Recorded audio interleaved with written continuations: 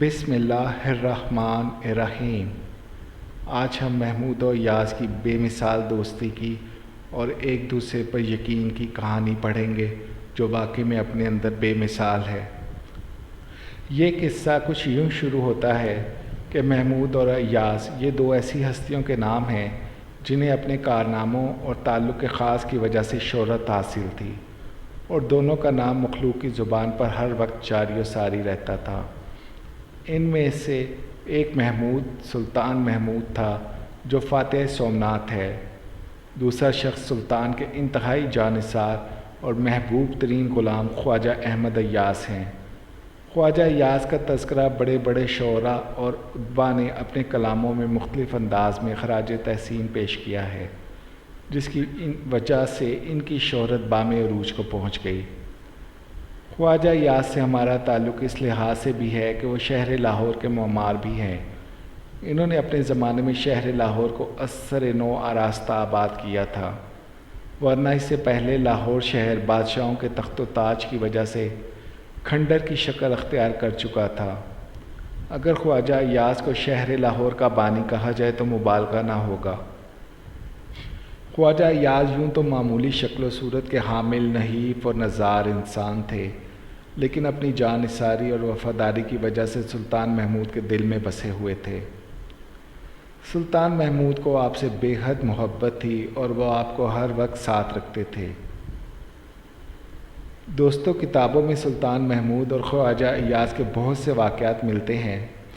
ان میں سے چند واقعات قارئین کی نظر کرنا ضروری سمجھتا ہوں، جس کا ذکر شیخ سعدی رحمۃ اللہ علیہ نے بوستان میں بھی کیا ہے، جس کا خلاصہ مندرجہ ذیل ہے۔ سلطان محمود غزنوی کے کسی درباری نے سلطان پر نکتہ چینی کرتے ہوئے کہا کہ ایاز میں کوئی ایسی خاص خوبی تو نہیں ہے، پھر نامعلوم بادشاہ اس پر کیوں فریفتہ ہوتا ہے۔ جب سلطان محمود غزنوی کے پاس جب یہ بات پہنچی تو اسے بڑا غصہ آیا، لیکن اس نے فیصلہ کیا کہ مناسب موقع پر اس کا جواب دیا جائے۔ اتفاق سے جلد ہی ایک موقع پیدا ہو گیا۔ ایک دن دوران سفر قیمتی سامان سے لدے ہوئے ایک اونٹ کا پاؤں پھسلا تو وہ اونٹ زمین پر گر گیا اور اس پر لدا ہوا سارا سامان گر گیا۔ سلطان نے حکم دیا کہ اس بکھرے ہوئے سامان میں سے جو شخص جو چیز اٹھائے گا وہ اسی کی ہو جائے گی۔ یہ حکم دینے کے بعد سلطان آگے بڑھ گیا اور اس کے تمام ہمراہی مال لوٹنے میں مصروف ہو گئے۔ بس ایک ایاز اس کے ساتھ رہا۔ سلطان نے پوچھا، ایاز تم نے بھی کچھ حاصل کیا؟ اس نے ادب سے جواب دیا کہ میں نے کچھ حاصل نہیں کیا۔ حاصل کرتا بھی کیوں؟ میں تو آپ کی خدمت کے لیے ہوں، آپ کی خدمت چھوڑ کر مال کو کیوں جمع کروں؟ سلطان نے حاسدوں کو بتایا کہ ایاز کی یہی خوبی ہے جس نے اسے ہماری نظروں میں محبوب بنا رکھا ہے۔ شیخ سعدی یہ حقائق لکھ کر دو شعر رقم فرماتے ہیں جو اس واقعے کی گویا روح ہے۔ اگر تجھے دربار میں قرب حاصل ہے تو پوشاک میں لگ کر بادشاہ سے غافل نہ ہو، یہ طریقت کے خلاف ہے۔ ایک واقعہ مولانا روم نے مثنوی شریف میں ذکر کیا ہے، یہ واقعہ مولانا عبدالغنی کی زبانی ملاحظہ فرمائیے۔ مولانا رومی نے ایک واقعہ لکھا ہے کہ ایاز نام کا ایک بہت غریب شخص تھا۔ محمود بادشاہ نے اس کے اخلاق عالیہ کے سبب اس کو اپنا محبوب اور مقرب بنا لیا تھا، لیکن ایاز جس دن بادشاہ کے دربار میں حاضر ہوا تھا، اس دن اس کے پاس صرف ایک پرانی گدڑی تھی، جس کو ایاز دیکھتا اور اپنے نفس کو مخاطب کر کے یہ کہتا کہ اے ایاز، ایک وہ دن تھا کہ اسی بوسیدہ گدڑی میں تو یہاں آیا تھا اور آج تو مقرب بادشاہ ہے۔ دیکھ، اپنی حقیقت کو مت بھولنا، نظر عنایت شاہ کی تجھ پر بہت ہے۔ ناز و تکبر میں مبتلا نہ ہونا، بلکہ یہ شکر کا مقام ہے کہ یہی گدڑی پہننے والا آج مقرب اور محبوب سلطان ہے، جس سے آج تمام وزراء اور حکمران لرزتے ہیں۔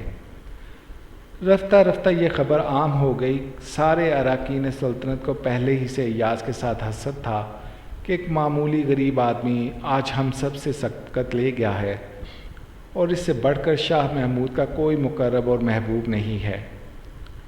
حاسدین میں یہ چیمگوئیاں بھی شروع ہوئیں کہ ایاز تنہا حجرے میں جا کر کیا کرتا ہے اور حجرے کو ہر وقت بند کیوں رکھتا ہے۔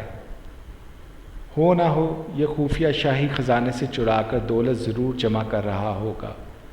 بس سلطان محمود کو اس کی اس حرکت کی خبر کرنا چاہیے تاکہ یہ عتاب شاہی میں بدل جائے۔ سب نے باہمی مشورے کے بعد سلطان محمود کو خبر دی کہ حضور، ایاز گندم نما جو فروش ہے آپ کا عاشق اور صادق نہیں ہے بلکہ یہ منافق ہے، خزانہ شاہی سے اپنے خاص حجرے میں زر جمع کر رہا ہے۔ سلطان محمود کو ایاز کے متعلق ایسی حرکت کا گمان تک بھی نہ ہوا، لیکن اراکین پر حجت تمام کرنے کے لیے اور ایاز کا مقام محبت اور اس کی صداقت ظاہر کرنے کے لیے حکم نافذ کر دیا کہ رات کو ایاز کے حجرے کی تلاشی لی جائے۔ اراکین سلطنت بڑے خوش ہوئے کہ آج رات ایاز کی کلی کھل جائے گی اور اس کا رتبہ ختم ہو جائے گا۔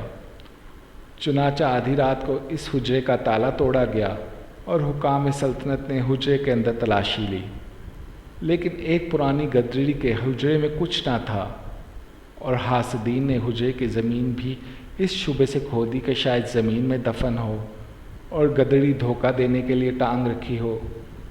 بالآخر تلاشی لینے والے حکام نامراد ہو کر شاہ محمود کی خدمت میں حاضر ہوئے اور شرمندگی کے ساتھ معافی طلب کرنے لگے۔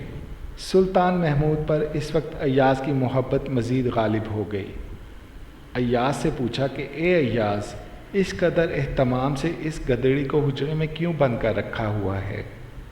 ایاز نے عرض کیا کہ حضور، میں ہر روز اپنی اس گدڑی کو دیکھ کر عبرت حاصل کرتا ہوں اور نفس سے کہتا ہوں، اے ایاز، تیری یہ تمام نعمتیں، عزت و شوکت سلطان شاہ محمود سے ہے، ورنہ اے ایاز تیری حقیقت ایک دن یہی گدڑی تھی۔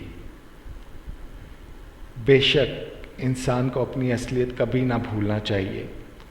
یقیناً اگر انسان اپنی اصلی حیثیت کو سامنے رکھے تو کبھی نہ پھیلے۔ دعا ہے کہ اللہ تعالی ہمیں اپنی حقیقت جاننے کی توفیق عطا فرمائے۔